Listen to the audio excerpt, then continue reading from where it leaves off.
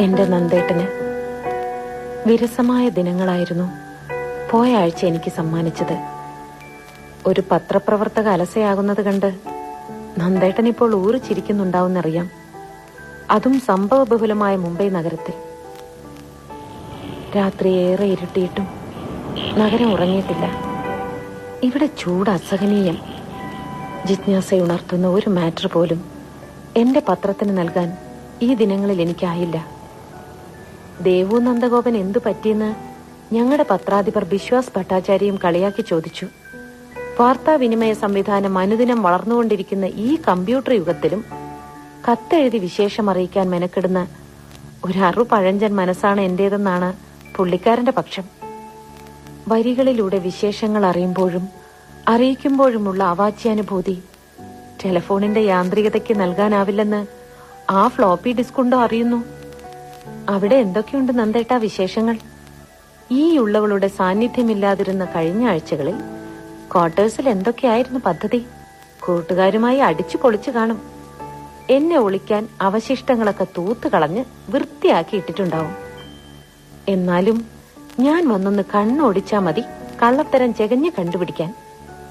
അതുകൊണ്ട് വേണ്ടാദീനങ്ങൾക്കൊന്നും ചാടി പുറപ്പെടണ്ട കേട്ടോ.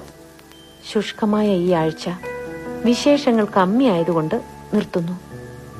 നന്ദേട്ടന്റെ ദേവു.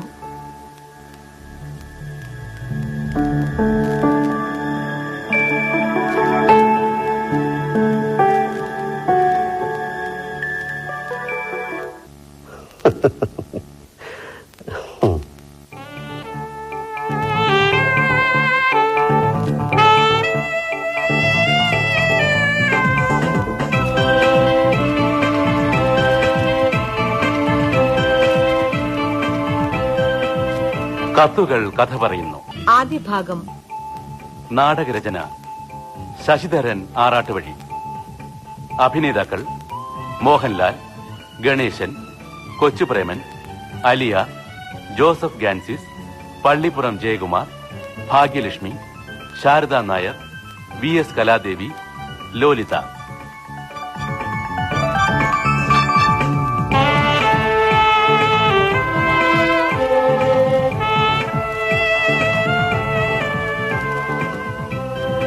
സംഗീതം മുരളി സിതാര.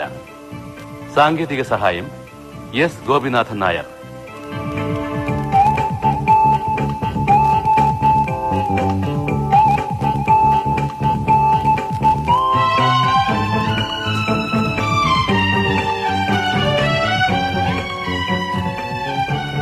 സംവിധാനം ബേബൻ കൈമാപ്പറമ്പൻ.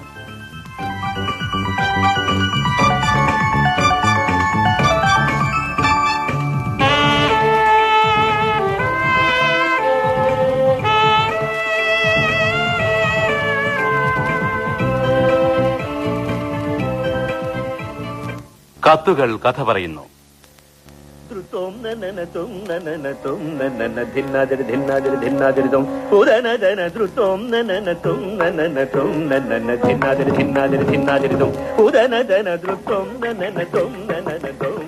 പ്രിയമുള്ള ദേവു, നീ അസൂയപ്പെടരുത്.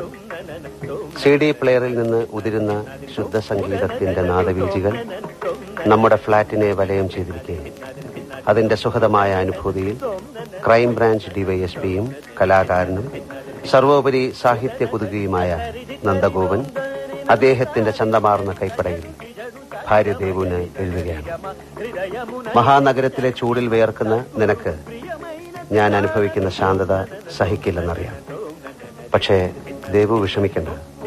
ഞാനും ഉത്തരവാദിത്വത്തിന്റെ സമ്മർദ്ദത്തിൽപ്പെടാൻ തുടങ്ങുകയാണ്.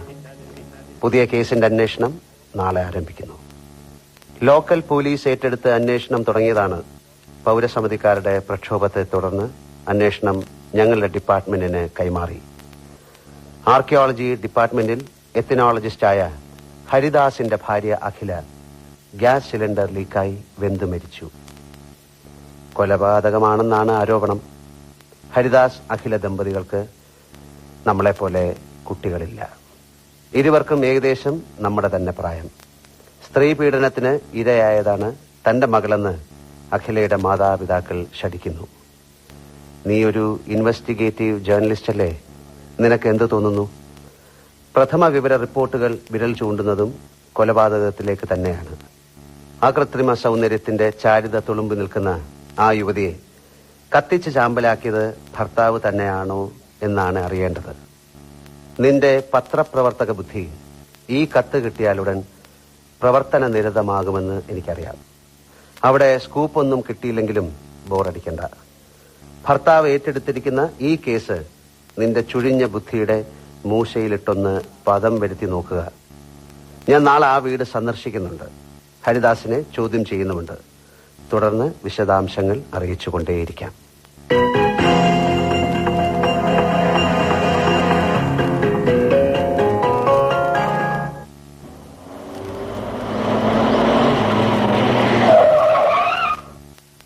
ഒരു ജീപ്പ്, പോലീസിന്റെ ബോർഡില്ല, എന്നാലും മഫ്തി വേഷത്തിലിറങ്ങുന്ന ആള് ഒരു പോലീസ് ഉദ്യോഗസ്ഥനാ. ഹരിക്കെന്ത് തോന്നുന്നു? കേസ് ക്രൈംബ്രാഞ്ചിന് കൈമാറിയില്ലേ? ഇനി അവരുടെ വക ചോദ്യം ചെയ്യലിനാവും. ഒന്നും വിട്ട് പറയരുത്. കൊനട്ട് ചോദ്യങ്ങൾ വരുമ്പോ എന്നെ ഒളികണ്ണിട്ടൊന്ന് നോക്കിയാ മതി. ഞാൻ പറഞ്ഞോളാം മറുപടി.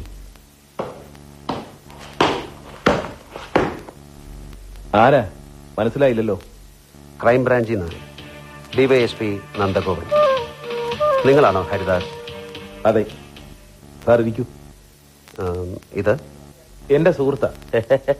കേട്ട് കാണും, അഡ്വക്കേറ്റ് ഇക്ബാൽ വെങ്ങോല. ഹരിദാസിന്റെ സുഹൃത്ത് മാത്രമല്ല, വക്കീലും കൂടിയാ. ഹരിക്ക് വേണ്ടി കോടതിയിൽ ഹാജരാകാൻ പോകുന്നത് ഞാനാ. അപ്പൊ കോടതിയിൽ ഹാജരാകേണ്ടി വരുമെന്ന് ഉറപ്പിച്ചു? അത് പിന്നെ വേണ്ടി വരില്ലേ? ഒരു പണിയുമില്ലാത്ത പൗരസമിതിക്കാർ കുത്തിപ്പൊക്കിയ കേസല്ലേ. ഇപ്പോ തന്നെ ഒരു മുൻകൂർ ജാമ്യം മൂവ് ചെയ്യുന്നതിനെ പറ്റി സംസാരിച്ചുകൊണ്ടിരിക്കുകയായിരുന്നു ഞങ്ങള്. ഓഹോ, അപ്പോ ഒരു അറസ്റ്റും പ്രതീക്ഷിക്കുന്നുണ്ട്? ഇല്ലെങ്കിൽ പിന്നെ വക്കീലിന്റെ വേഷം കെട്ടേണ്ട കാര്യമില്ലല്ലോ. ഇന്ന് ഏതൊരു പൗരനും ഒരു മുൻകൂർ ജാമ്യം മേടിച്ചു വെക്കുന്നത് നല്ലതാ. എന്നാ നേരം കളയാതെ വക്കീലെ ജാമ്യം മേടിക്കാൻ വേണ്ടത് ചെയ്യേ. എനിക്ക് ഹരിദാസിനെ കുറച്ചു നേരം തനിച്ച് വേണം. അത് സാർ, ഇക്ബാൽ കൂടി. അതെ, ഞാൻ കൂടി ഉണ്ടാകുന്നതാണ് നല്ലത്. സംഭവത്തെക്കുറിച്ച് ഹരിദാസിനേക്കാൾ ഭംഗിയായി എനിക്ക് പറയാൻ കഴിയും. അടുക്കളയിൽ പൊള്ളലേറ്റ് മരിച്ചത് നിങ്ങളുടെ ഭാര്യയാണോ? ഏയ്, ഓൾ അടുക്കളയിൽ കയറത്തില്ല. സ്ത്രീകളുടെ ജീവിതം അടുക്കളയിൽ പാഴാക്കാനുള്ളതല്ല എന്ന പക്ഷക്കാരിയാണ് മൈമുന.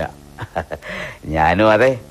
നല്ല മൊഞ്ചും കൈപുണ്യമുള്ള ഒന്നാന്തരം ഒരു സർവന്റാ എന്റെ അടുക്കളയിൽ നിൽക്കുന്നത്. അവരും സ്ത്രീയല്ലേ? ആ സ്ത്രീയുടെ ജീവിതം അടുക്കളയിൽ പാഴാക്കിയാൽ? അല്ല, കുഴപ്പമില്ല. ഒന്ന് ചീഞ്ഞല്ലേ ഒന്നിന് വളമാകുന്നത്.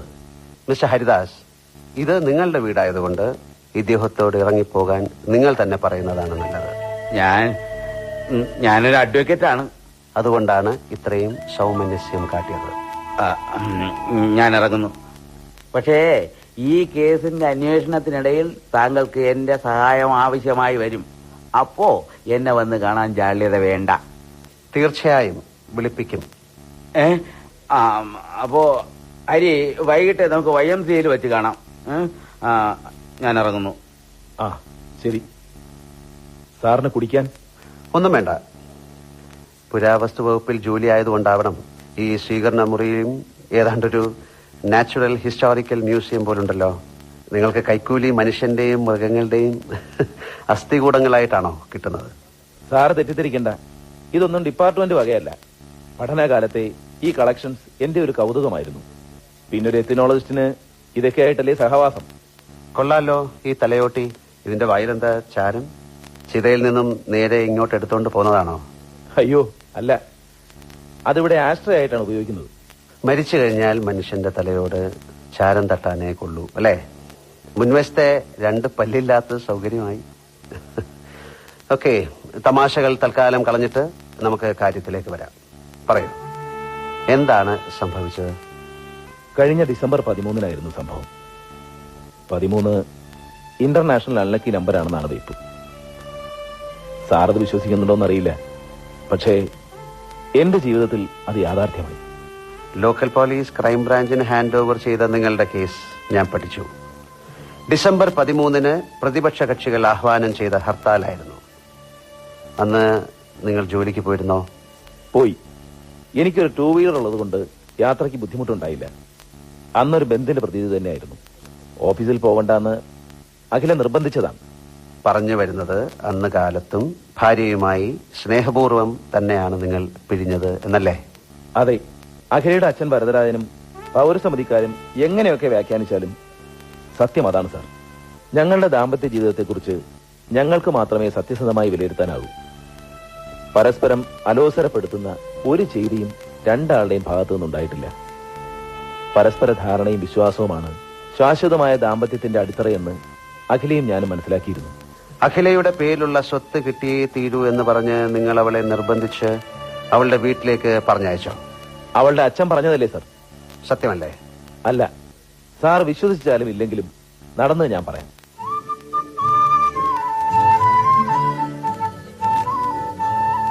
പ്രകൃതി രമണീയമായ കായൽക്കരയിലെ 12 ഏക്കറോളം വരുന്ന തെങ്ങിൻ തോപ്പിന് നടുവിലാണ് അഖിലയുടെ വീട്. 4 കെട്ടും നടുമുറ്റവുമുള്ള പഴയ മാതൃകയിലുള്ള വീട്. വിലമതിക്കാനാകാത്ത ഈ സമ്പത്ത് കണ്ടുകൊണ്ടാണ് ഞാൻ അവളെ വിവാഹം ചെയ്തതെന്ന് സാർ തെറ്റിദ്ധരിച്ചേക്കും. പക്ഷേ അല്ല, വിവാഹാലോചന വേളയിൽ സ്ത്രീധനമായിട്ട് എന്ത് തരുമെന്ന് ഞാനോ എന്റെ വീട്ടുകാരോ ചോദിച്ചിട്ടില്ല. അഖിലേക്ക് അവർ കൊടുത്ത ആഭരണങ്ങൾ ബാങ്ക് ലോക്കറിലുണ്ട്. ഹൗസിംഗ് ലോണും എന്റെ കയ്യിലുണ്ടായിരുന്ന കരുതലും കൊണ്ടാണ് ഞാൻ ഈ വീട് വെച്ചത്. ഇടയ്ക്കൊക്കെ ഞങ്ങൾ ഒന്നിച്ച് അവളുടെ വീട്ടിലേക്ക് പോകുമെന്നല്ലാതെ അവിടെ നിന്ന് ഒരു സഹായവും ഞാൻ ചോദിച്ചിട്ടുമില്ല, പ്രതീക്ഷിച്ചിട്ടുമില്ല. സംഭവം നടക്കുന്നതിന് ഒരാഴ്ച മുമ്പ് ഞങ്ങൾ അവിടെ പോയിരുന്നു.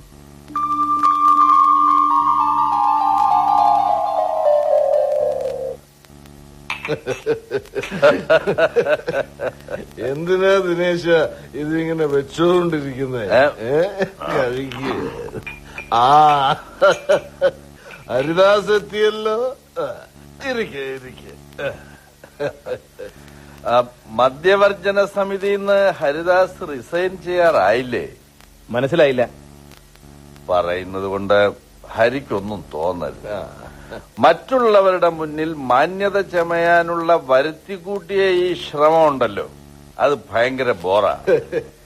മദ്യപാനികളുടെ നടുവിലിരിക്കുന്നത് അതിനേക്കാൾ ബോറാ.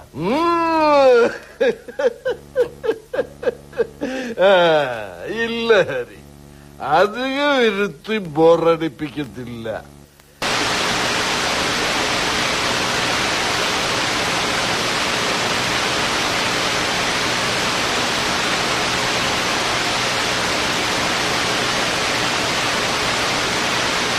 ചോദിക്കാനല്ല, അല്ലെങ്കിൽ തന്നെ ഒരു എത്നോളജിസ്റ്റ് വിചാരിച്ച എന്ത് നടക്കാനാ? നരവംശാസ്ത്രജ്ഞൻ, പേര് കേമമാണ്, പക്ഷേ ഗസറ്റഡ് റാങ്ക് പോലും അല്ല. 6675 10550 സ്കെയിലും. വേണ്ട ദിനേശ, വേണ്ട. പടർപ്പിൽ തല്ലാതെ കാര്യങ്ങൾ സൂചിപ്പിച്ച പോരെ. ഹരിക്ക് പോകാനും തിടുക്കം കാണും. അതെ, ഭാര്യ വീട്ടിൽ അന്തി ഉറങ്ങില്ലെന്ന് ഇളയ മരുമകന് നിർബന്ധമാണല്ലോ. അതിന് മൂത്ത മരുമകൻ സ്ഥിരമായിട്ടുണ്ടല്ലോ ഇവിടെ, എന്തിനും ആളായിട്ട് ഉണ്ട്. എനിക്കതിൽ ഒരു കുറച്ചിലുമില്ല.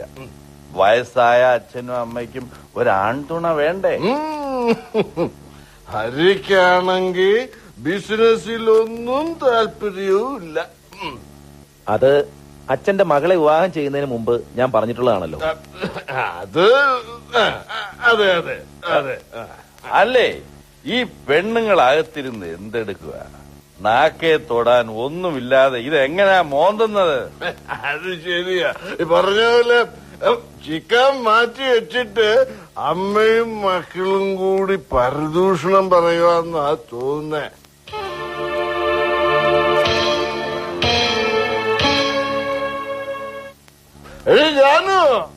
ജാനുവേ, എന്തോ ഞങ്ങളിവിടെ ഇരിപ്പുണ്ട്, അത് മറക്കണ്ട.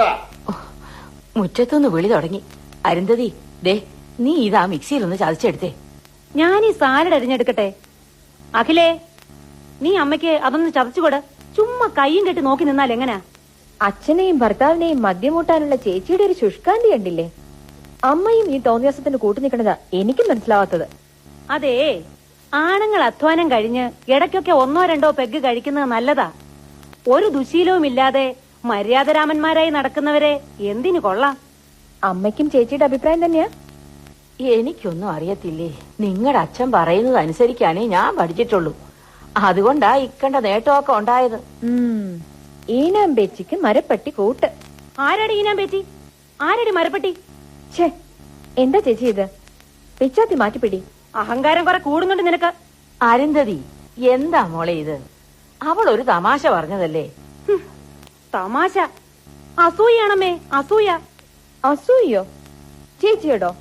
എന്തിന്? എന്റെ ഭർത്താവ് ബിസിനസ് ചെയ്ത് 4 കാശുണ്ടാക്കുന്നതിന്റെ അസൂയ. നിനക്ക് മാത്രമല്ല, നിന്റെ കെട്ടിയവനും ഉണ്ടാ മാനസിക രോഗം. ഒരു NGOയ്ക്ക് വന്നാലും പോയാലും എന്തോ കിട്ടാനാ? കിട്ടുന്നത് കൊണ്ട് ഞങ്ങൾ ഒതുങ്ങി കഴിഞ്ഞോളാം. ചേച്ചിയുടെ അടുത്ത് സഹായം ചോദിച്ചു വരില്ല, പോരെ? നിങ്ങൾ ഇങ്ങനെ മുഖത്തോട് മുഖം നോക്കിയാൽ ഉടനെ കീരിയും പാമ്പും പോലെ പെരുമാറുന്നത് കുറച്ച് കഷ്ടമാ. മുമ്പില്ലായിരുന്നല്ലോ ഈ പ്രകൃതമൊന്നും. ചേച്ചി ഇപ്പോ ഉന്നതങ്ങളിൽ സ്വാധീനമുള്ള കോടീശ്വരനായ ബിസിനസ്സുകാരന്റെ ഭാര്യയല്ലേ? അപ്പൊ പിന്നെ ഇത്തിരി അഹങ്കാരവും പൊങ്ങച്ചവും തലേ കയറിയില്ലെങ്കിൽ എങ്ങനെയാ? ദേ, നിലത്ത് നിക്കടി. 2 വർഷം കൂടുതൽ പഠിച്ചെന്ന് കരുതി തലയിൽ കയറാൻ നോക്കണ്ട. എന്റെ സ്വഭാവം നീ വിചാരിച്ചാൽ ഒന്നും മാറത്തില്ല. അയ്യോ, ഞാനിങ്ങനെ തെറ്റിദ്ധരിച്ചിട്ടില്ലേ. ആ പിന്നെ എന്നോടുള്ള ദേഷ്യം പാത്രത്തിനോട് തീർക്കണ്ട. വല്ലപ്പോഴും നീ ഇങ്ങോട്ട് എഴുന്നള്ളുന്നത് വഴക്കടിക്കാനാണോ? ഇല്ലമ്മേ, ഞാൻ നിൽക്കുന്നത് കൊണ്ട് വഴക്ക് വേണ്ട. ഞങ്ങൾ പോയേക്കാം. പക്ഷെ വിളിച്ചു വരുത്തി അപമാനിക്കരുതെന്ന് അച്ഛനോടൊന്ന് പറഞ്ഞേക്ക്. മോളെ അഖിലേ, നിക്ക്.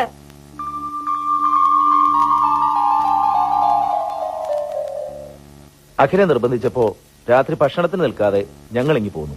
മിക്കവാറും ഇങ്ങനെയാണ്. അരുന്ധതിയും ദിനേശനും മുള്ളും മുനയും വെച്ചേ സംസാരിക്കൂ. ഗൗരവമുള്ള എന്തോ പറയാനുണ്ടെന്ന് പറഞ്ഞാണല്ലോ അച്ഛൻ എന്നെ വിളിപ്പിച്ചത്. മടക്കയാത്രയിലാണ് അക്കാര്യം ഞാൻ അഖിലെ അറിയിച്ചത്.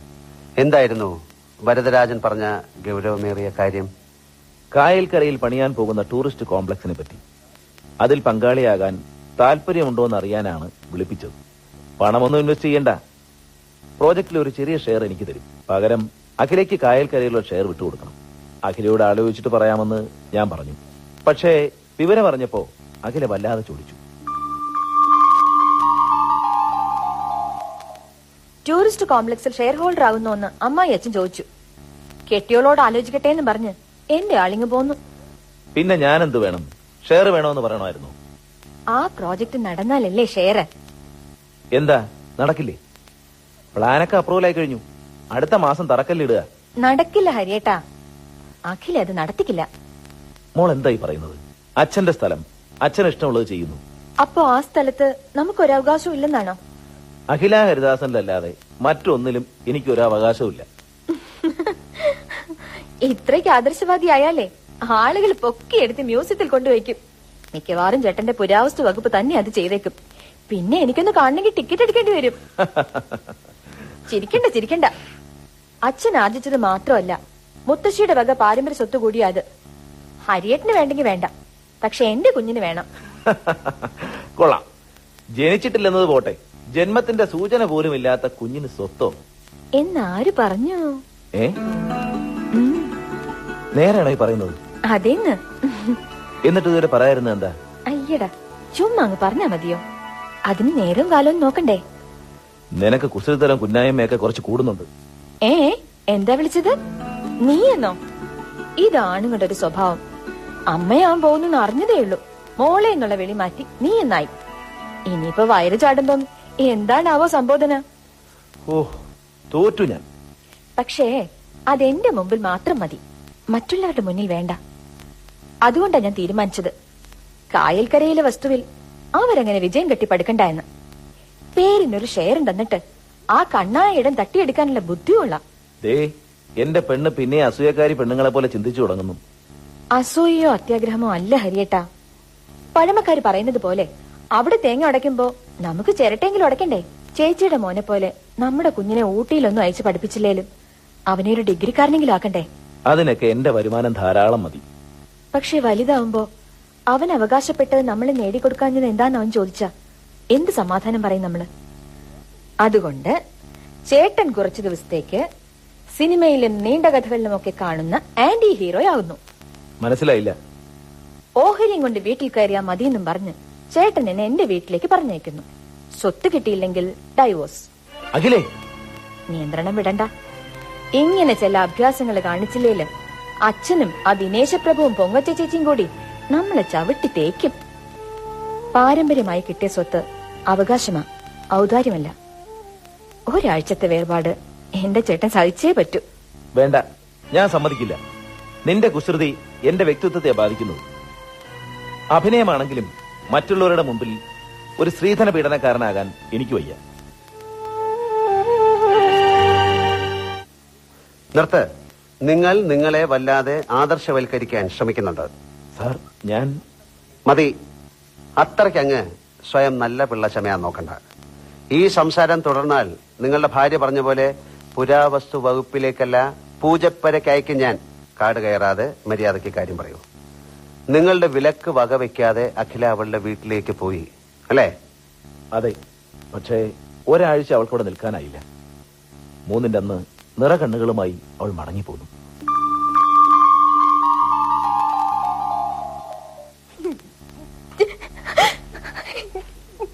എന്താ, എന്തു പറ്റി മോളെ? ആ, എന്താ എന്താ ഉണ്ടായത്? ഷെയർ തരില്ല എന്ന് അച്ഛൻ വാശി പിടിച്ചോ? ഒന്നും വേണ്ടാന്ന് ഞാൻ പറഞ്ഞല്ലേ. സാരമില്ല, കരയണ്ട. മുന്തിയ ഉദ്യോഗമല്ലെങ്കിലും നമുക്ക് മാന്യമായിട്ട് ജീവിക്കാനുള്ള വകയുണ്ടല്ലോ. പിന്നെന്തിനാ മോള് മണ്ണെന്നും സ്വത്തെന്നും പറഞ്ഞ് ചാടി പുറപ്പെട്ടത്? ആ, എന്താ ഇത്? വെറുതെ ആവശ്യമില്ല കരയണ്ട. എനിക്ക് തെറ്റുപറ്റിയേട്ടാ. സ്വത്തിൽ മാത്രമല്ല അയാൾ കാർത്തി. ദിനേശിന്റെ മറ്റൊരു മുഖം ഞാൻ കണ്ടു. മോൾ എന്തായി പറയുന്നത്? അതെ, ചേച്ചിയും അമ്മയും അമ്പലത്തിൽ പോയി നേരത്ത് ചേച്ചിയുടെ ഭർത്താവിന്റെ സ്ഥാനം വിട്ട് അയാള് അഖിലേ. ഇല്ല, ഹരിയേട്ടന്റെ അഖിലെ തോറ്റില്ല. ചായ കുടിച്ചു വെച്ച കപ്പാണ് അന്നേരം കൈ കിട്ടിയത്. അത് വെച്ചുള്ള ഏറ് അവന്റെ നെറ്റിക്ക് തന്നെ കൊണ്ടു. അമ്മയും ചേച്ചിയും മടങ്ങി വരുന്നതുവരെ അവിടെ നിന്നില്ല, ഇനി പോന്നു. നന്നായി, പക്ഷേ ഇതങ്ങനെ വിട്ടാ ശരിയാവില്ല. അച്ഛനെ അറിയിക്കണം. ഇന്ന് തന്നെ ഞാൻ അച്ഛനെ കാണുന്നുണ്ട്. വേണ്ട ഹരിയേട്ടാ, ചേച്ചിയുടെ ജീവിതം നമ്മളായിട്ട് തൊലക്കണ്ട. ഞാൻ ഇനി എങ്ങോട്ട് പോകാതിരുന്ന പോരെ.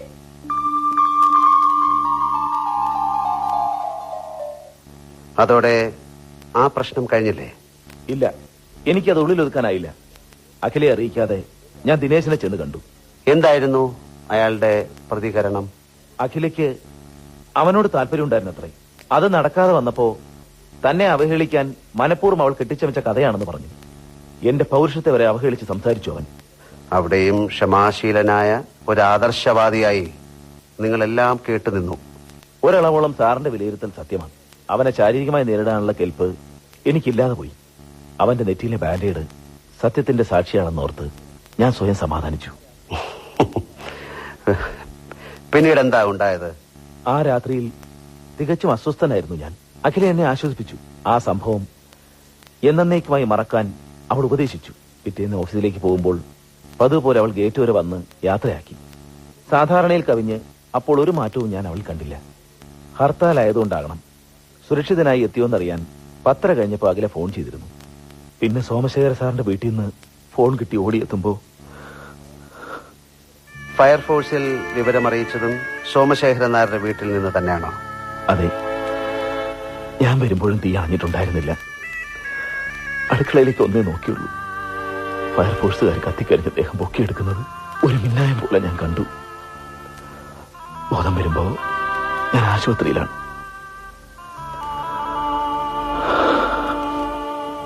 അതൊരിക്കലും ഒരാത്മഹത്യയോ കൈപ്പിഴയോ അല്ല സർ. നിസാര കാര്യങ്ങൾ പോലും സൂക്ഷ്മതയോടെ കൈകാര്യം ചെയ്യുന്ന അവളുടെ നോട്ടക്കുറവുകൊണ്ട് ഗ്യാസ് സിലിണ്ടർ ലീക്ക് ചെയ്ത് തീ പടർന്നു പിടിക്കാൻ ഒരു സാധ്യതയുമില്ല. ആരോ സിലിണ്ടർ മനഃപൂർവ്വം തുറന്നുവിട്ട് തീ ഉരസിയതാവണം. ആരെയാണ് നിങ്ങൾക്ക് സംശയം? കത്തുകൾ കഥ പറയുന്നു. നാടകരചന ശശിധരൻ ആറാട്ടുവഴി.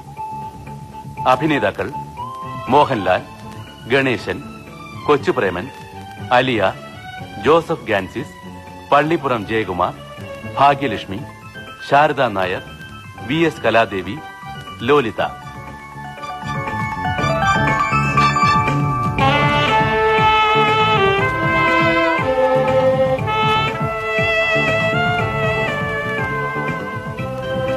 സംഗീതം മുരളി സിതാര. സാങ്കേതിക സഹായം എസ് ഗോപിനാഥൻ നായർ.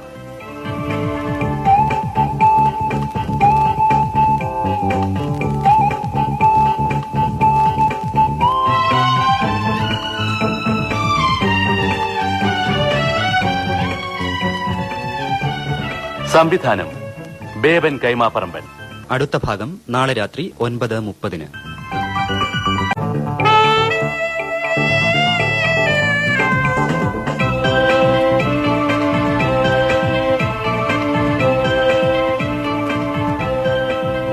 കത്തുകൾ കഥ പറയുന്നു. അവസാന ഭാഗം. നാടകരചന ശശിധരൻ ആറാട്ടുവഴി. അഭിനേതാക്കൾ മോഹൻലാൽ, ഗണേശൻ, കൊച്ചുപ്രേമൻ, അലിയ, ജോസഫ് ഗാൻസിസ്, പള്ളിപ്പുറം ജയകുമാർ, ഭാഗ്യലക്ഷ്മി, ശാരദാ നായർ, VS കലാദേവി, ലോലിത.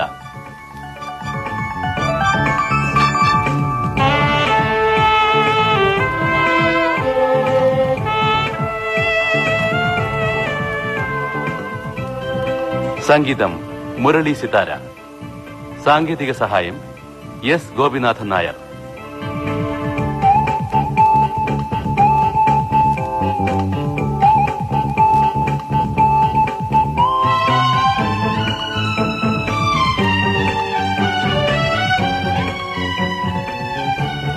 സംവിധാനം ബേബൻ കൈമാപ്പറമ്പൻ.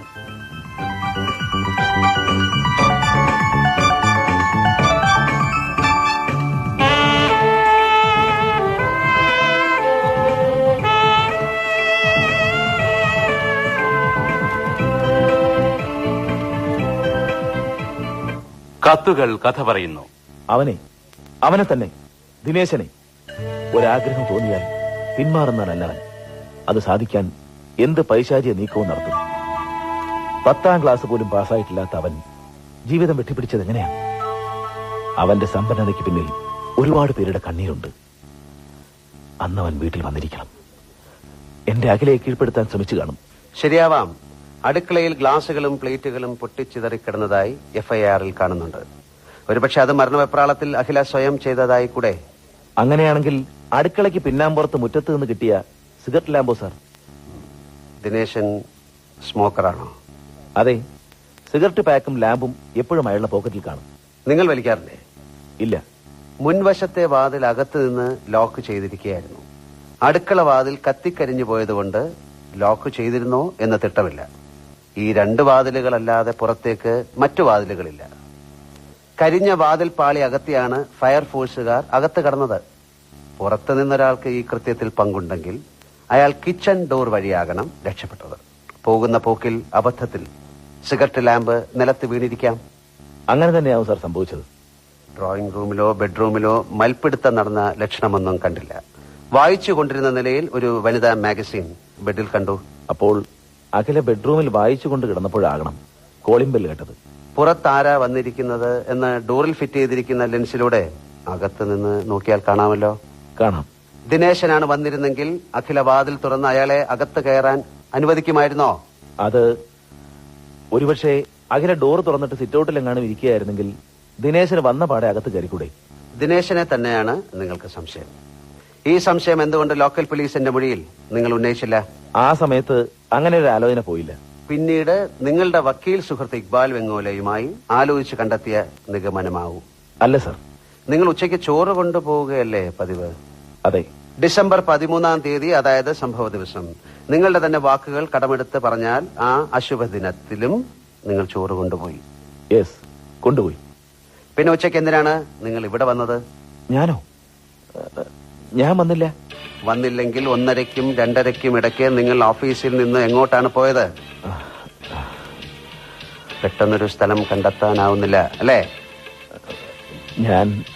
ഞാൻ ഇത്ര കൺഫ്യൂഷൻ ഉണ്ടാവാൻ അത്ര പിന്നിലല്ലല്ലോ ഡിസംബർ 13.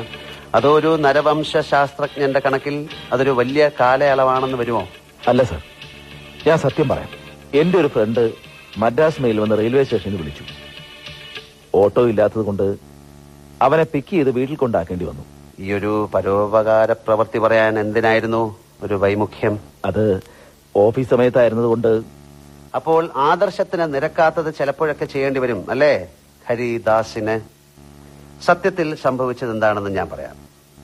ദിനേശൻ പറഞ്ഞതുപോലെ അഖിലയ്ക്ക് ദിനേശിനോട് താല്പര്യമുണ്ടായിരുന്നു. അനാവശ്യം പറയരുത് sir. Cool down, cool down. Akhila പറയാതെ തന്നെ നിങ്ങളത് മനസ്സിലാക്കിയിരുന്നു. കായൽക്കരയിലെ ഷെയർ വാങ്ങി വന്നാൽ മതി എന്ന് പറഞ്ഞ് അഖിലയെ അവളുടെ വീട്ടിലേക്ക് അയച്ചത് നിങ്ങൾ തന്നെയാണ്. ഷെയർ ഇല്ലാതെ വെറും കൈയോടെ മടങ്ങി വന്ന അവളെ നിങ്ങൾ പീഡിപ്പിച്ചു. ഡിസംബർ 13-ാം തീയതി പതിവില്ലാതെ ഉച്ചയ്ക്ക് നിങ്ങൾ വീട്ടിൽ വന്നു. ദിനേശനുമായുള്ള ബന്ധം ആരോപിച്ച് നിങ്ങൾ വീണ്ടും അഖിലയെ മർദ്ദിച്ചു. മുൻവാതിൽ അകത്തു നിന്ന് ലോക്ക് ചെയ്യാൻ നിങ്ങൾ മറന്നില്ല. പീഡനം താങ്ങാനാവാതെ ഉറക്ക നിലവിളിച്ച അവളുടെ വായ നിങ്ങൾ പൊത്തി. ശ്വാസം നഷ്ടപ്പെട്ട് ബോധരഹിതയായി അഖില നിലത്ത് വീണു. മരിച്ചെന്ന് കരുതി ഗ്യാസ് സിലിണ്ടർ തുറന്നു വിട്ടിട്ട് അടുക്കള വാതിൽ ചാരി നിങ്ങൾ പിന്നാമ്പുറത്തെത്തി. സിഗരറ്റ് ലൈറ്റ് ഡോറിന്റെ വിടവിൽ വെച്ച് കത്തിച്ചു. തീ ആളിപ്പടർന്ന വെപ്രാളത്തിൽ നിങ്ങൾ അറിയാതെ ലൈറ്റർ തെറിച്ച് നിലത്ത് വീണു. നിങ്ങൾ ഓടി മുൻവശത്ത് വന്ന് സ്കൂട്ടറിൽ കയറി ഓഫീസിലേക്ക് തന്നെ പാഞ്ഞു. അപ്പോൾ സമയം 2 മണി കഴിഞ്ഞ് 35 മിനിറ്റ്. സാറിന്റെ കണ്ടെത്തൽ 100% ശരിയാണ്. നിങ്ങൾ ഇത്രയും വാചാലനായത് അബദ്ധമായി പോയെന്ന് ഇപ്പൊ തോന്നുന്നു അല്ലേ? പക്ഷേ സാറിന്റെ നിഗമനത്തിൽ അക്ഷന്തവ്യമായ ഒരു തെറ്റുപറ്റി. തെറ്റോ? എവിടെയാണ് തെറ്റിയത്? സിഗരറ്റ് വലിക്കാത്ത എന്റെ കയ്യിൽ സിഗരറ്റ് ലാമ്പ് എങ്ങനെ വരും? എല്ലാം അന്വേഷണ ഉദ്യോഗസ്ഥൻ തന്നെ കണ്ടെത്തുന്നത് മോശമല്ലേ ഹരി? കുറ്റവാളികൾ തന്നെ പൂരിപ്പിക്കാനായി ചില സമസ്യകൾ പൂരിപ്പിക്കാതെ വിടും. അതെന്റെ ഒരു ദുശ്ശീലമാണ്. അപ്പോൾ കുറ്റം സമ്മതിച്ച സ്ഥിതിക്ക് നമുക്ക് പുറപ്പെടാം. ആര് കുറ്റം സമ്മതിച്ചു? സാറിന്റെ കണ്ടെത്തൽ 100% ശരിയാണെന്നല്ലേ ഞാൻ പറഞ്ഞുള്ളൂ. ലോക്കൽ പോലീസ് വിട്ടുകളഞ്ഞ കണ്ണികൾ സാർ വിദഗ്ധമായി കൂട്ടിച്ചേർത്തു. പക്ഷേ ഇപ്പോൾ എന്റെ അമ്മായി അച്ഛനും പൗരസമിതിക്കാരും സംശയിക്കുന്നത് പോലെ സാർ എന്നെ തന്നെ സംശയിക്കുന്നു. അന്വേഷണ ചുമതല സാറിനാണെന്ന് അറിഞ്ഞപ്പോ എന്റെ ജീവിതം തട്ടിപ്പറിച്ചവന് അർഹിക്കുന്ന ശിക്ഷ കെട്ടുമല്ലോ എന്ന് ഞാൻ ആശ്വസിച്ചു. അതുകൊണ്ടാണ് ഒരുറ്റ സുഹൃത്തിനോടെന്ന പോലെ ഞാൻ എല്ലാം തുറന്നു പറഞ്ഞത്. പക്ഷേ സാർ അവരുടെ മെഗാഫോൺ ആകുമെന്ന് ഒരിക്കലും ഞാൻ കരുതിയില്ല. മിസ്റ്റർ ഹരിദാസ്, നിങ്ങൾ അതിര് കടക്കുന്നു. Sorry sir. തീവ്രമായ ദുരന്തത്തിൽപ്പെട്ട് തളർന്നു പോയ ഒരുവൻ ആത്മഹത്യക്ക് മുതിരാത്തത് നേരിയ പ്രതീക്ഷ ബാക്കി നിൽക്കുന്നുണ്ട് മാത്രം.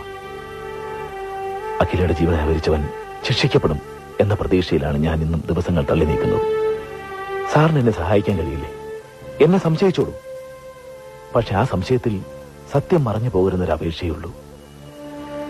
ശരി, ഇപ്പോൾ ഞാൻ ഇറങ്ങുന്നു. സംശയത്തോടെ തന്നെ.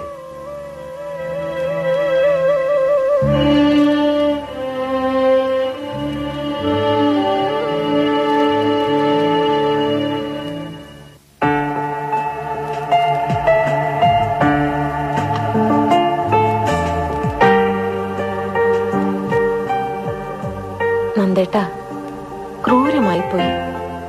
നന്ദേട്ടനായിരുന്നു ഹരിദാസന്റെ സ്ഥാനത്തെങ്കിൽ ഒന്ന് ചിന്തിച്ചു നോക്കൂ.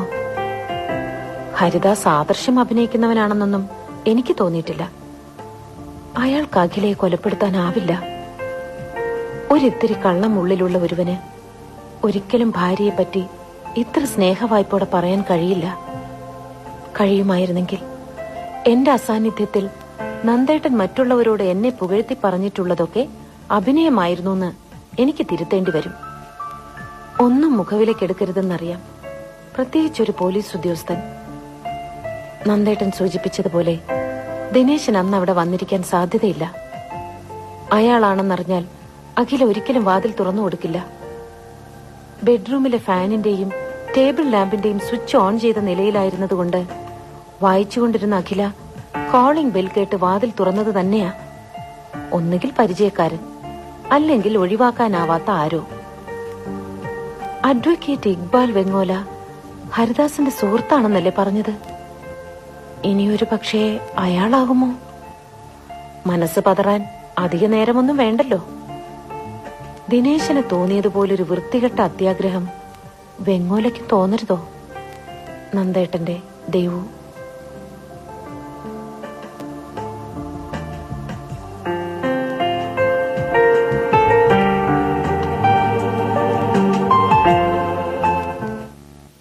3ഉം 4ഉം തവണ ഞാൻ ഹരിയുടെ വീട്ടിൽ പോകാറുണ്ട്.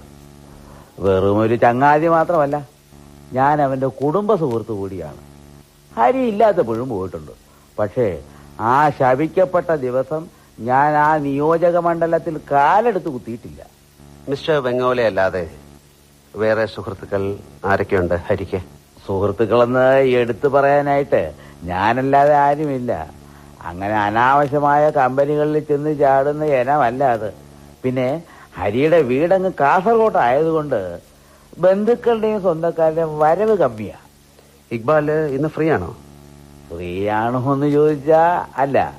തിങ്കളാഴ്ച ഹൈക്കോടതിയിൽ കേസുണ്ട്, അതിന്റെ പ്രിപ്പറേഷനിലാണ്.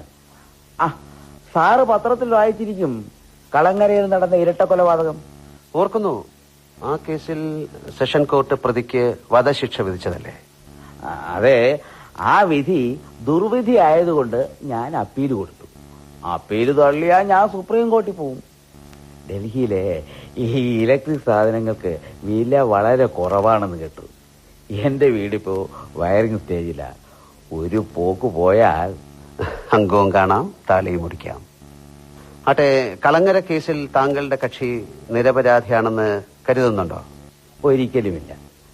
കക്ഷിയെ കക്ഷിഭേദമന്യേ രക്ഷിക്കുക എന്നതാണ് ഒരു നിയമജ്ഞന്റെ ആത്യന്തികമായ കടമ. പോലീസിന്റെയും സമൂഹത്തിന്റെയും ശാരീരികവും മാനസികവുമായ പീഡനമേറ്റ് ആ സകലം കീറി പറഞ്ഞ് അവശനായി വരുന്ന കക്ഷിക്ക് നിയമത്തിന്റെ ആനുകൂല്യം നേടിക്കൊടുക്കാൻ ഞങ്ങൾ സദാ ജാഗരൂകരാണ്.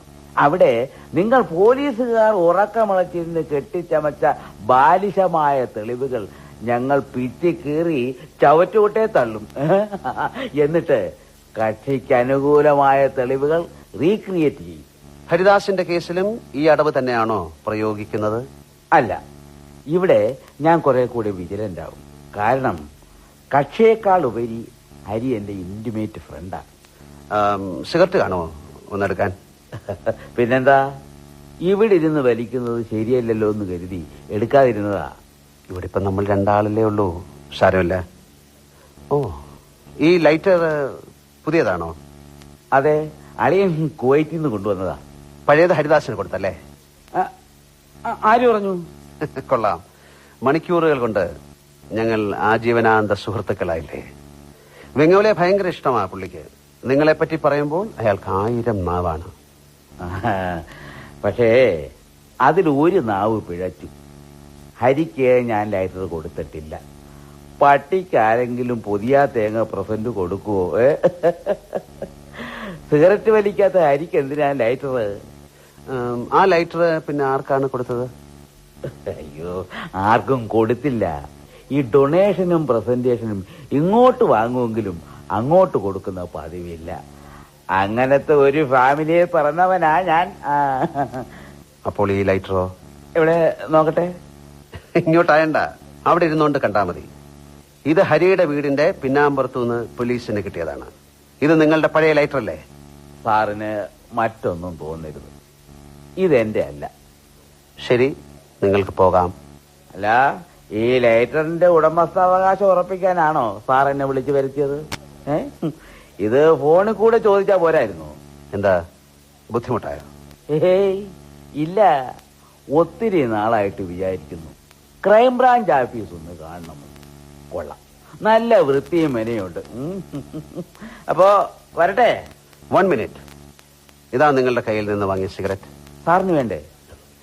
ഇരുന്ന് തിന്നുന്നവനെ തുരന്ന് തിന്നുന്ന ശീലം എനിക്കില്ല. അയ്യേ,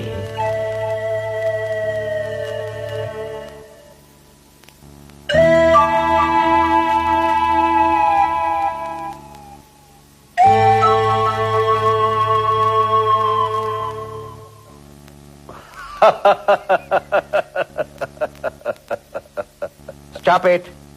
ഇതൊക്കെ കേട്ടാൽ ചിരിക്കാതെ എന്ത് ചെയ്യും സാർ? അത് മാത്രമല്ല അവൻ പറഞ്ഞു നടക്കുന്നത്, പൗരസമിതി സംഘടിപ്പിച്ച കേസ് ക്രൈംബ്രാഞ്ചിനെ കൊണ്ട് അന്വേഷിപ്പിക്കാൻ കാശെറിഞ്ഞതും ഞാനാണെന്നാ.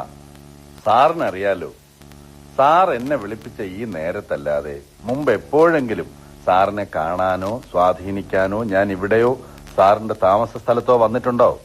എന്റെ ചോദ്യത്തിനുള്ള മറുപടി അല്ലിത്. ഞാൻ പറഞ്ഞല്ലോ, അഖിലയും എന്റെ ഭാര്യയുമായിട്ട് അല്ലറ ചില്ലറ സൗന്ദര്യ പിണക്കമൊക്കെ ഉണ്ടായിട്ടുണ്ട്. ചേച്ചിയും അനിയത്തിയുമാണെന്ന് പറഞ്ഞിട്ടെന്താ, രണ്ടും പെണ്ണല്ലേ. എങ്കിലും ചേട്ടൻ എന്ന നിലയിലുള്ള ആദരവും ബഹുമാനവും അവൾ എനിക്ക് തന്നിരുന്നു. ചേച്ചിയുടെ ഭർത്താവായിട്ടല്ലാതെ എപ്പോഴെങ്കിലും അവൾ നിങ്ങളെ കണ്ടിരുന്നോ? ചോദിച്ച സ്ഥിതിക്ക് പറയാം. എന്നെ കാണുമ്പോഴൊക്കെ ഒരു പ്രത്യേക ഭാവമായിരുന്നു അവൾക്ക്. തെറ്റിദ്ധരിക്കണ്ട, ഞാനെങ്ങനെ ഏകഭാര്യാവ്രതക്കാരനൊന്നുമല്ല. എന്റെ തൊഴിലുമായി ബന്ധപ്പെട്ട അത്തരം വിക്രിയകൾക്ക് ധാരാളം അവസരങ്ങളുമുണ്ട്. പക്ഷേ അഖിലയുടെ നോട്ടവും കിന്നാരവും ഒക്കെ അപക്വമായ ഒരു മനസ്സിന്റെ ചാബല്യമായി ഞാൻ കണ്ടിട്ടുള്ളൂ. ചിലപ്പോഴൊക്കെ ക്രൂരമായ നോട്ടം കൊണ്ട് ഞാൻ ആ കുട്ടിയെ താക്കീത് ചെയ്തിട്ടുമുണ്ട്. മറിച്ചൊരു നോട്ടവും നിങ്ങളിൽ നിന്ന് അവൾ കേൾക്കേണ്ടി വന്നിട്ടില്ല. പറഞ്ഞല്ലോ സാർ, ഞാൻ അത്ര മാന്യനൊന്നുമല്ല. മദ്യവ്യവസായിയായ എനിക്ക് ഒന്നും ഒളിച്ചു വയ്ക്കാനുമില്ല. തിരുനെറ്റിക്കൊരു പാട് കാണുന്നല്ലോ, എങ്ങനെ പറ്റിയതാ അത്? ഡിസംബർ 13 ഹർത്താലിന് കാറിൽ സഞ്ചരിക്കുമ്പോ പിറവത്ത് വെച്ചൊരു ഏറ് കിട്ടി, അതിന്റെ ആ പാട്. അപ്പോൾ ഹർത്താലിന്റെ അന്ന് അഖില മരിക്കുമ്പോ ദിനേശൻ സ്ഥലത്തില്ലായിരുന്നു അല്ലേ? ഇല്ല, ഞാനന്ന് കോട്ടയം റേഞ്ചിലായിരുന്നു. മൊബൈൽ ഫോണിൽ വിവരം കിട്ടിയാണ് വന്നത്. അഖിലയുടെ കൊലപാതകത്തെ സംബന്ധിച്ച് കൂടുതലായിട്ട് എന്തെങ്കിലും പറയാനുണ്ടോ? ആട്ടിൻ തോലിട്ട ചെന്നായാണ് ഹരിദാസ്. ഒന്നല്ല 9 മുഖമാണ് അവനുള്ളത്. അതിസുന്ദരിയായ അഖിലയുടെ ഭർത്താവാകാൻ ഒരു യോഗ്യതയുമില്ലാത്ത വെറും ഒരു NGO ഭാരിച്ച സ്വത്തിനു വേണ്ടി അവളെ കൊന്നതാണ്. അഖിലയെ കൊന്നതുകൊണ്ട് ഹരിദാസിന് സ്വത്ത് കിട്ടോ? അവൾ ജീവിച്ചിരുന്നപ്പോൾ കൊടുക്കാത്ത സ്വത്ത് മരിച്ചാൽ നിങ്ങൾ കൊടുക്കുമോ? അത്രത്തോളം ഒന്നും ആ മണ്ടൻ ആലോചിച്ചിട്ടുണ്ടാവില്ല. ഹരിദാസ് തന്നെയാണ് ഈ കൊലയ്ക്ക് പിന്നിലെന്ന് ദിനേശന് സംശയമേ ഇല്ല. എന്തിനു സംശയിക്കണം? സാക്ഷിമൊഴികളും സാഹചര്യ തെളിവുകളും ഇപ്പോഴേ അവനെതിരല്ലേ. പിന്നെന്താ അറസ്റ്റിന് വൈകുന്നതെന്നാണ് എനിക്ക് മനസ്സിലാവാത്തത്. അവിടെയല്ലേ കുഴപ്പം. മുൻകൂർ ജാമ്യം എടുത്തു വെച്ചിട്ടുണ്ട് ഹരിദാസ്. നിങ്ങളും അതിലൊരെണ്ണം എടുത്തു വെക്കുന്നത് നല്ലതാ.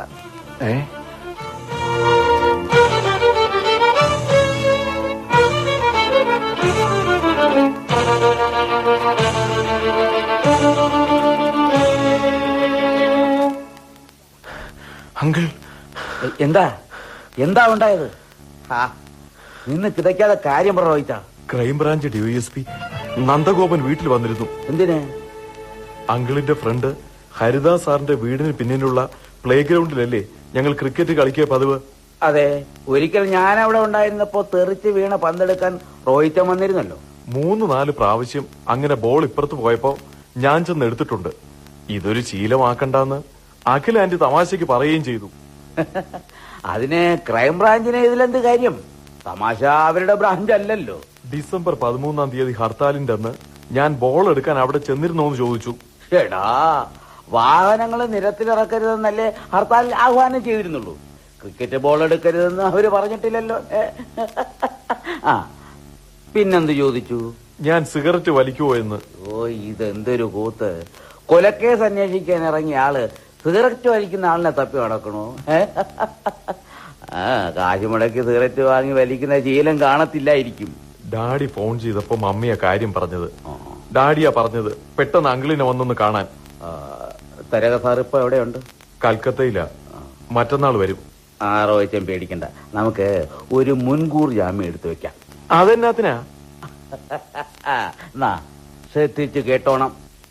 നമ്മുടെ കാലയിൽ ഒരു മുള്ളു കയറിയാൽ അത് പുറത്തു ചാടിക്കാൻ മുള്ളുകൊണ്ട ഭാഗത്തിന്റെ ചുറ്റുവട്ടത്ത് നമ്മൾ ശരിക്കൊന്ന് ഞെക്കാറില്ലേ? അതെ. അതുപോലെ സമൂഹ ശരീരത്തിൽ തറയ്ക്കുന്ന മുള്ളാണ് ക്രൈം. ക്രൈം പുറത്തു കൊണ്ടുവരാൻ ആ പരിസരത്തുള്ളവരെ ചിലപ്പോ ചെറുതായിട്ടൊന്ന് ഞെക്കേണ്ടി വരും. ചിലപ്പോ നിരപരാധികളും അതിൽ പെട്ടേക്കാം. ആട്ടെ, ഡിസംബർ 13 പന്തെടുക്കാൻ അകത്ത് കയറിയിട്ട് മോന് വേണ്ടാധീനം വല്ലതും തോന്നിയോ? അങ്കിൾ, അല്ല, ഈ ഇന്റർനെറ്റ് യുഗത്തില് നിങ്ങളെപ്പോലുള്ള ഫാസ്റ്റ് ഫുഡ് മനസ്സുകളെ വിശ്വസിക്കാൻ കൊള്ളത്തില്ല. അതുകൊണ്ട് ചോദിച്ചു പോയതാ. അന്ന് ഞാൻ കളിക്കാൻ ഗ്രൗണ്ടിൽ വന്നതാ. പക്ഷെ വിനുവും ടോമിയും അനന്തും ഒന്നും വന്നില്ല. കുറെ നേരം നിന്നിട്ട് ഞാനങ്ങ് പോയി. അപ്പോ അഖിൽ ആന്റി മുറ്റത്ത് തുണി തിരുമ്മി വിരിക്കുന്നത് കണ്ടു. ഒരു ഹായ് പോലും പറയാതെയാ ഞാൻ പോന്നത്. ഒരു ഹായ് പറയാമായിരുന്നില്ലേ? പറഞ്ഞിരുന്നെങ്കിൽ പറയാത്തതിലുള്ള ദുഃഖം ഒഴിവാക്കാമായിരുന്നു. ആ DYSP ഇനി എന്നെ ചോദ്യം ചെയ്യുവോ അങ്കിൾ? റോഹിത്തൻ ധൈര്യമായിട്ട് പോയി ക്രിക്കറ്റ് കളിച്ച് വിക്കറ്റ് ഞാന് മുൻകൂർ ജാമ്യത്തിന്റെ പേപ്പേഴ്സ് ഒന്ന് നീക്കട്ടെ.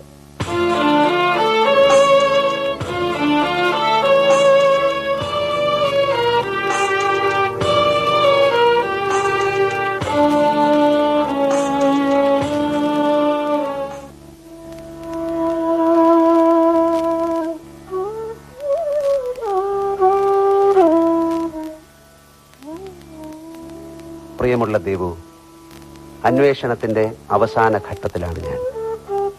ദുരൂഹതകൾ വലയം ചെയ്ത ദിവസങ്ങൾ താണ്ടി ഇപ്പോൾ ഒരു നിഗമനത്തിലെത്തിച്ചേരാമെന്ന് മനസ്സ് മന്ത്രിക്കുന്നു.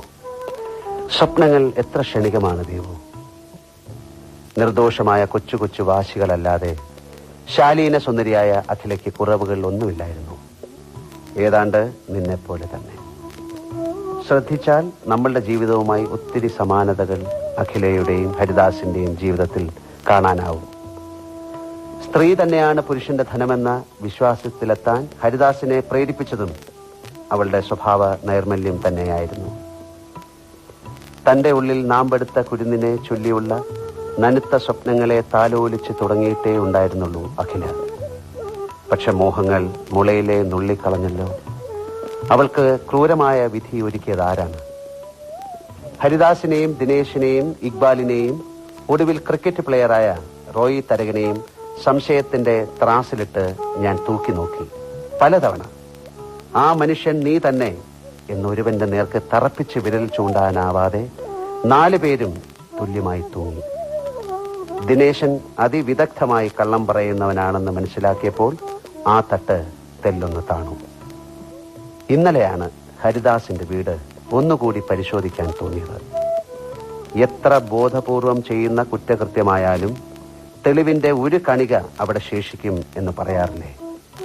അതുപോലെ വിലപ്പെട്ട ഒരു തുമ്പ് ഫ്രിഡ്ജിന്റെ മുകളിൽ നിന്ന് എനിക്ക് കിട്ടി.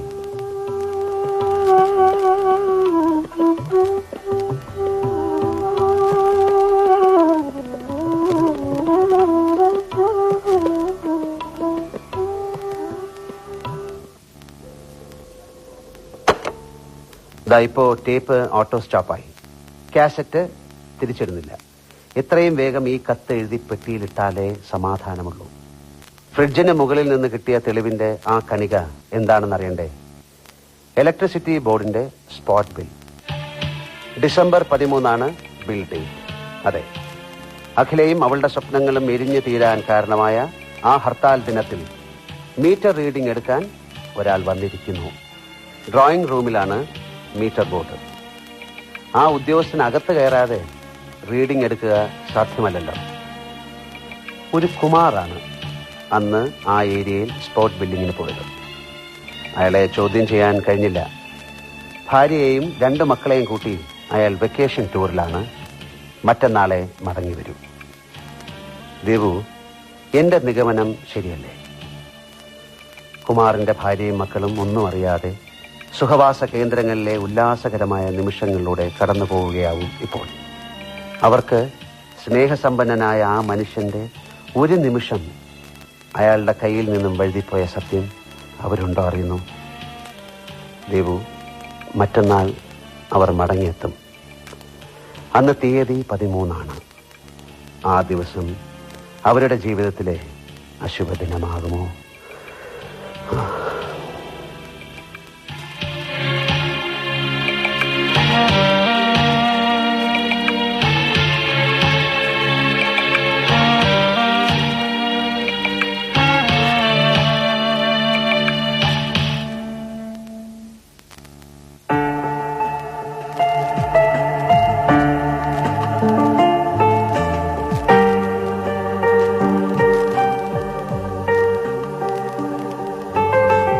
നന്ദേട്ടാ, ഞാൻ വരികയാണ്.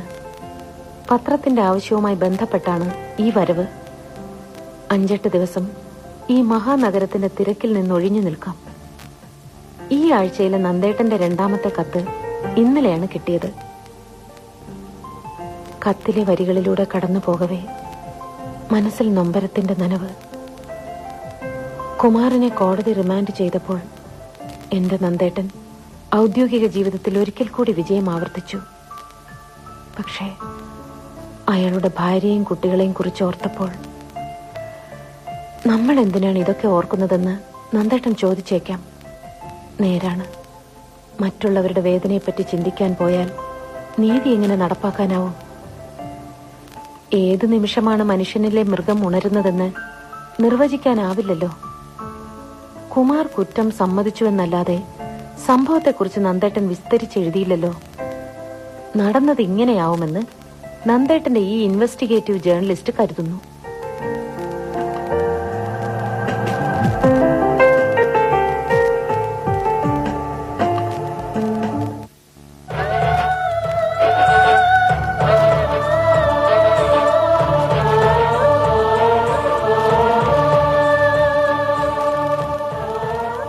അയാൾ കുടിക്കാൻ വെള്ളം ചോദിച്ചപ്പോൾ അത് ദുഷ്ടലാക്കോടെയാണെന്ന് പാവം അഖിലയുണ്ടോ അറിയുന്നു.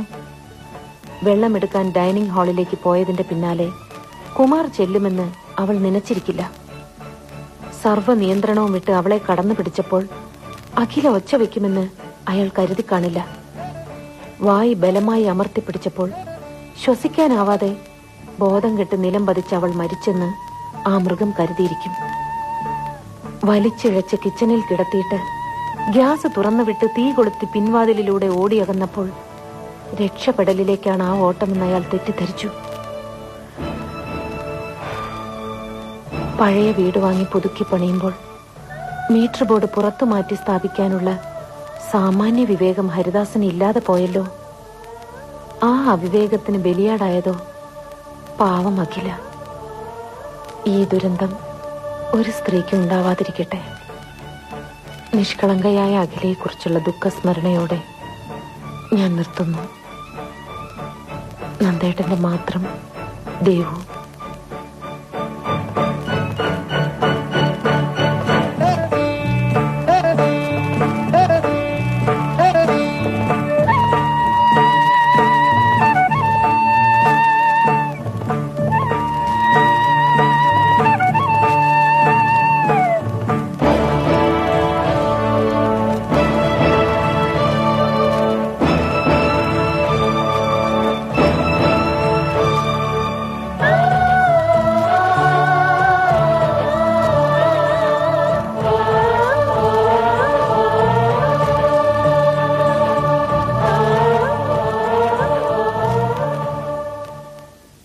കത്തുകൾ കഥ പറയുന്നു. നാടകം സമാപിക്കുന്നു. രചന ശശിധരൻ ആറാട്ടുവഴി. സംവിധാനം ബേബൻ കൈമാപ്പറമ്പൻ.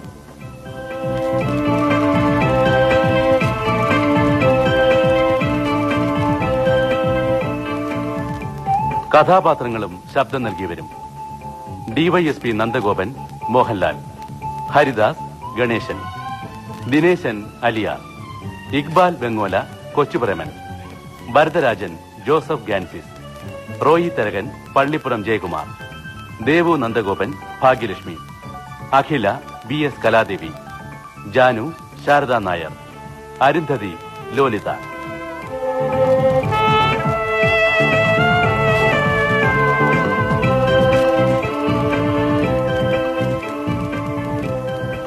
സംഗീതം മുരളി സിത്താര.